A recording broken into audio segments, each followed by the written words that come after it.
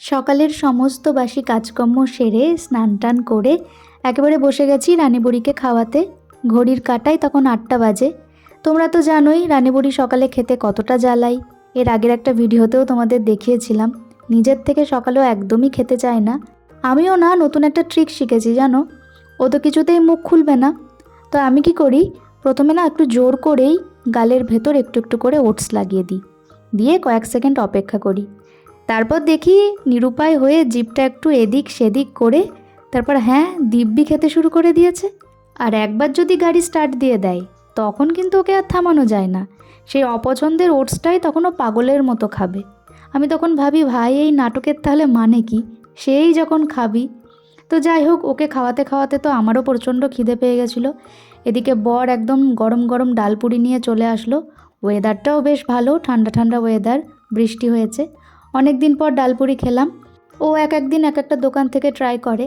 আজকে যে দোকান থেকে এনেছিল সেটা খুবই ভালো ছিল খেতে, একদম ভেতরে ডাল পুরো ঠাসা ছিল। তারপর ও বেরোলো ওর কাজে আর আমি বসলাম আমার কাজে। সব কাজটা ছেড়ে পড়তে বসতে একটু লেটই হয়ে যায়, কিন্তু আমি না দেখেছি জানো, কাজ সেরে না বসলে না একদম মনোযোগ দিতে পারি না। কোয়ান্টিটির থেকেও কোয়ালিটিটা বেশি ম্যাটার করে।